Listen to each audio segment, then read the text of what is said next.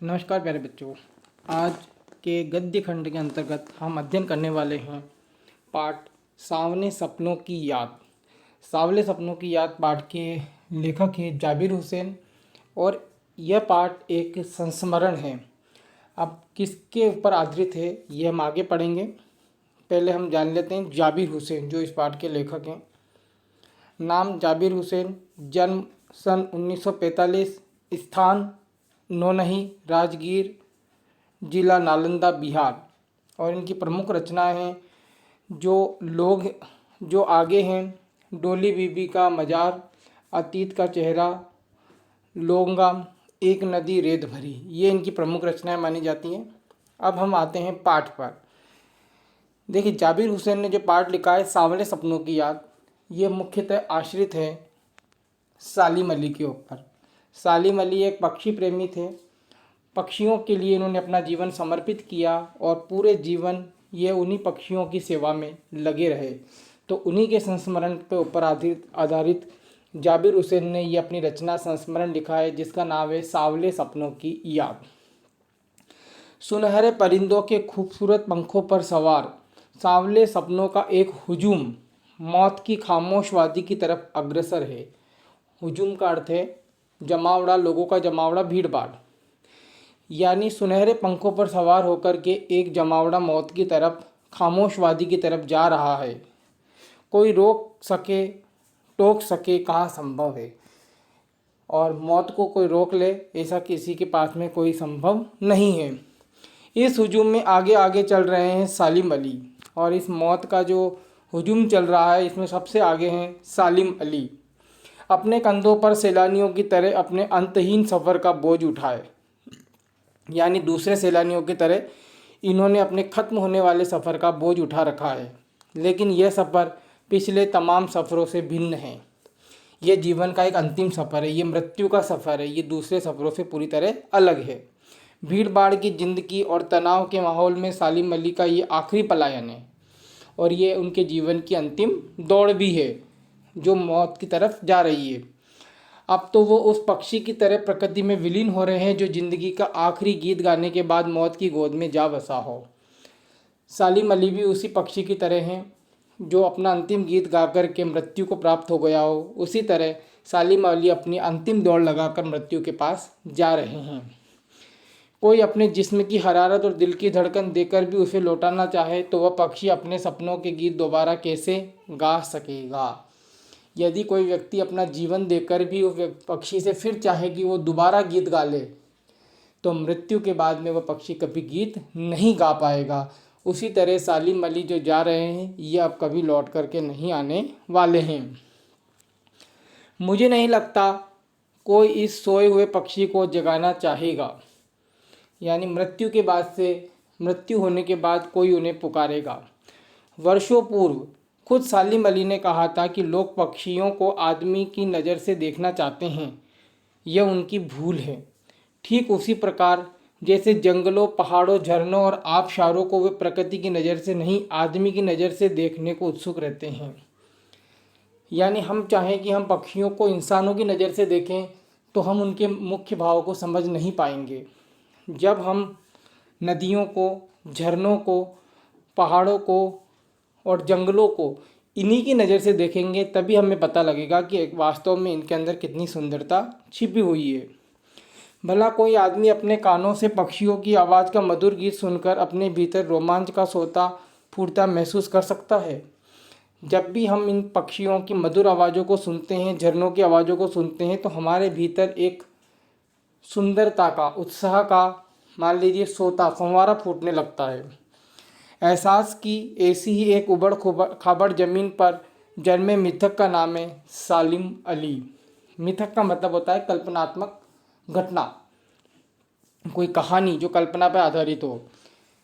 तो इसी ज़मीन के ऊपर हमको जो नाम देखने को मिलता है वो है सालिम अली, जिन्होंने प्रकृति की सुंदरता, पक्षियों की सुंदरता, उनकी मधुर आवाज़ों को सुनने का प्रयास किया। पता नहीं इतिहास में कब कृष्ण ने वृंदावन में रासलीला रची थी और शोक गोपियों को अपनी शरारतों का निशाना बनाया था। हमने इतिहास में पढ़ा है धार्मिक ग्रंथों में पढ़ा है कि कृष्ण ने वृंदावन के किनारे अपनी रास लीलाएं रची थी और अपनी शौक यानी चंचल गोपियों से शरारतें की थी, लेकिन कब हुई थी इसकी वास्तविक घटना का समय हमें पता नहीं है।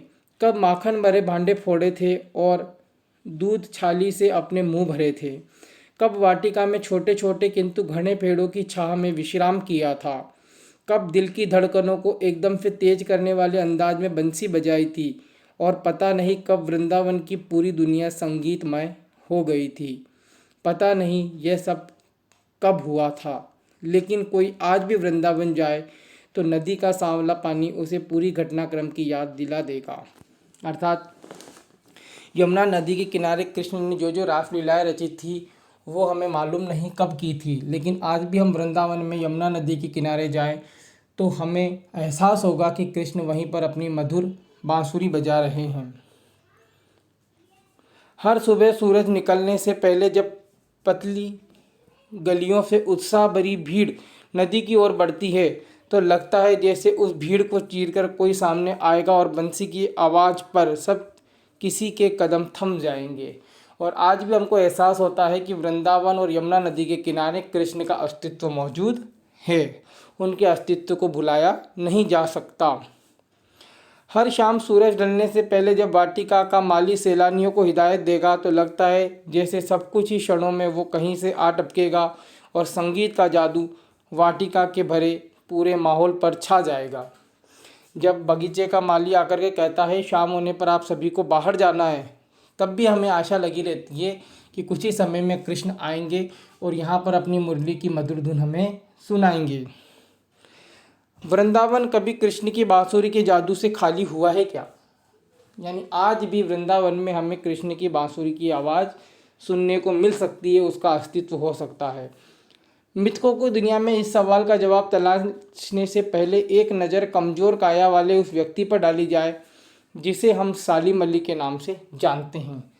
अब हम चर्चा करेंगे सालिम अली के विषय में। उम्र को शती तक पहुंचने में थोड़े ही दिन बच रहे थे, यानी 100 साल के होने वाले थे। संभव है लंबी यात्राओं की थकान ने उनके शरीर को कमज़ोर कर दिया हो। जीवन में काफ़ी सारे कार्य किए तो हो सकता है जीवन के अंतिम क्षणों में वो बहुत थक गए हों और कैंसर जैसी जानलेवा बीमारी उनकी मौत का कारण बनी हो और उनकी मृत्यु कैंसर के कारण हुई। लेकिन अंतिम समय तक मौत उनकी आंखों में वह रोशनी छीनने में सफल नहीं हुई जो पक्षियों की तलाश और उनकी हिफाजत के प्रति समर्पित थी। उन्होंने अपनी आंखों को समर्पित किया था पक्षियों को और अपनी इन्हीं नज़रों से जीवन भर वे पक्षियों को ढूंढते रहे और उनकी हिफाजत, उनकी रक्षा करते रहे। मौत भी उनके समर्पण भाव को छीन नहीं पाई। सालिम अली की आंखों पर चढ़ी दूरबीन उनकी मौत के बाद ही तो उतरी थी। उन्होंने अपनी आंखों के ऊपर पक्षियों को देखने, उन्हें समझने के लिए जो दूरबीन लगाई थी, मृत्यु के बाद ही वह दूरबीन उनकी आंखों से हट पाई। उन जैसा वर्ड वाचर शायद ही कोई हुआ हो। वर्ड वाचर का मतलब पक्षियों से बातचीत करने वाला, जो पक्षियों को समझ सके, उनकी मन की बातों को समझ सके, ऐसा दुनिया में कोई नहीं हुआ। लेकिन एकांत क्षणों में सालिम अली बिना दूरबीन भी देखे गए हैं। दूर क्षितिज तक फैली जमीन और झुके आसमान को छूने वाली उनकी नज़रों में सब कुछ वैसा ही जादू था जो प्रकृति को अपने घेरे में बांध लेता है।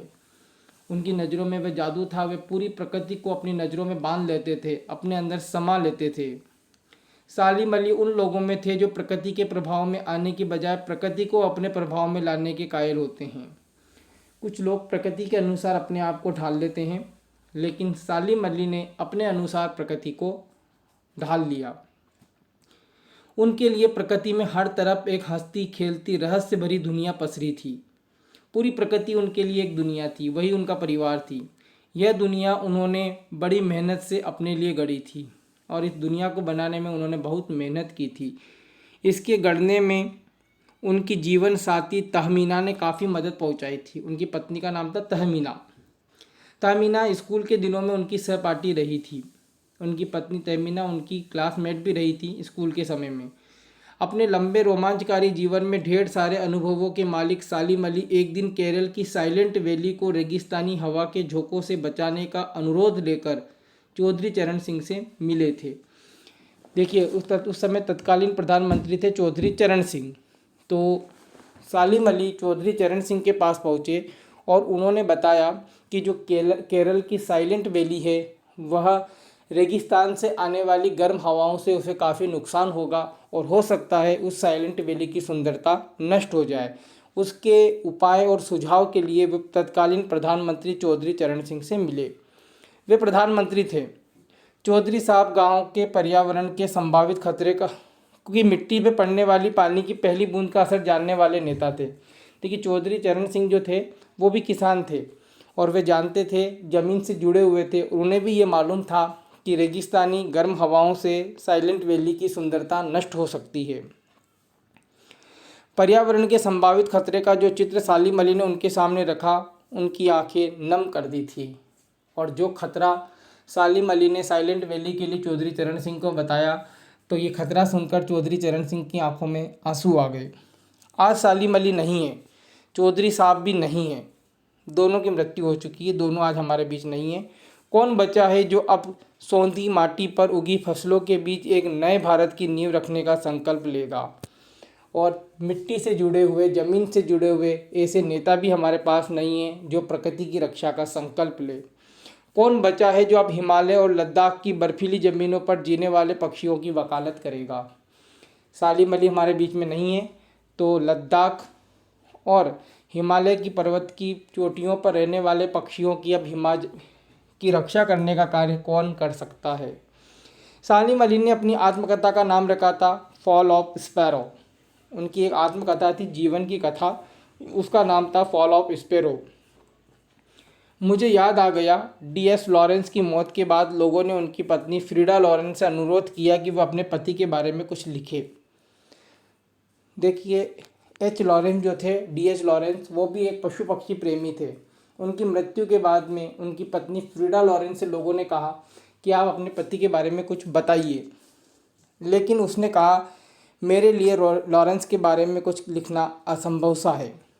मुझे महसूस होता है मेरी छत पर बैठने वाली गोरैया लॉरेंस के बारे में ढेर सारी बातें जानती है। अर्थात उनकी पत्नी ने अस्पष्ट रूप से कहा कि उन्होंने अपना जीवन मेरे साथ में कम, जबकि पशु पक्षियों के साथ में अधिक बिताया। तो उनके जीवन के बारे में मुझसे अधिक तो गोरैया बता सकेगी, मुझसे भी ज़्यादा जानती है। वो सचमुच इतना खुला और सादा दिल आदमी था। मुमकिन है लॉरेंस मेरी रगों में, मेरी हड्डियों में समाया हो।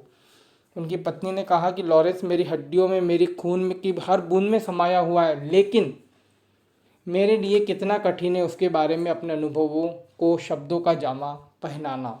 लेकिन मैं उसके बारे में अधिक नहीं बता पाऊँगी। मुझे यकीन है मेरी छत पर बैठी गोरैया उसके बारे में और हम दोनों के बारे में मुझसे ज़्यादा जानकारी रखती है।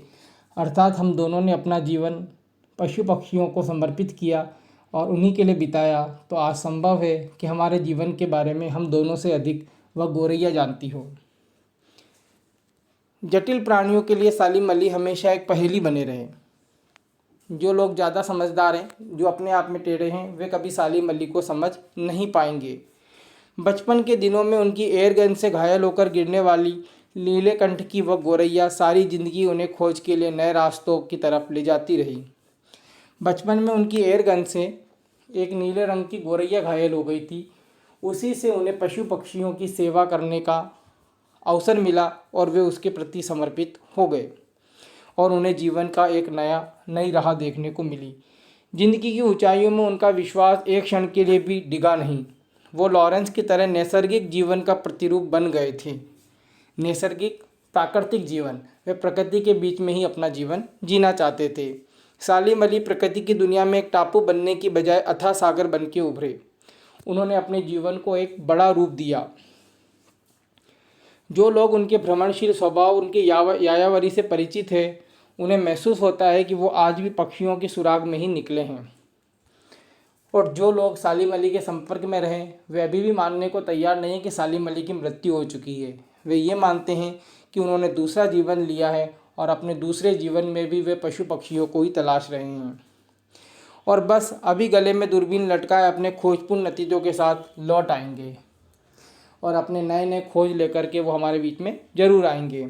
जब तक वो नहीं लौटते, क्या उन्हें गया हुआ मान लिया जाए? मेरी आंखें नम हैं। सालिम अली, तुम कब तुम लौटोगे ना, अर्थात जाबिर उससे निवेदन करते हैं कि हे सालिम अली, तुम हमारे बीच में फिर लौट कर आओगे, ऐसा हमें विश्वास है। तो ये था आज का हमारा पाठ। कुछ कठिन शब्दार्थ हैं। परिंदों का अर्थ है पक्षी, हुजूम लोगों का जमावड़ा भीड़ भाड़, सैलानी पर्यटक, तमाम का अर्थ है समस्त, पलायन यानी चले जाना भाग जाना, आबशार का अर्थ है झरना, मिथल कल्पनात्मक कथा, शोक नटखट चंचल, यायावरी का अर्थ है अस्थिरता, और एक शब्द और आया था नैसर्गिक, जिसका अर्थ है प्राकृतिक। कुछ अभ्यास प्रश्न जो आपको अपनी अभ्यास पुस्तिकाओं में करने हैं। साइलेंट वैली कहाँ है? आपको राज्य का नाम लिखना है कि साइलेंट वैली कौन से राज्य में है। सालिम अली चौधरी चरण सिंह से क्यों मिले? कौन सी समस्या लेकर के सालिम अली चौधरी चरण सिंह के पास गए थे? और सालिम अली की आत्मकथा का नाम क्या है? अभी हमने पढ़ा था, वो लिखना है। सालिम अली बर्ड वाचर क्यों कहा गया है सालिम अली को? इसका उत्तर आप अपनी अभ्यास पुस्तिकाओं में लिखेंगे, और पाठ के अंत में दिए गए प्रश्न उत्तर के लिए अलग से PDF या वीडियो जारी किया जाएगा। तब तक आप पाठ को पढ़ें, समझें और इन चारों प्रश्नों का उत्तर अपनी अभ्यास पुस्तिकाओं में लिखें। बहुत बहुत धन्यवाद।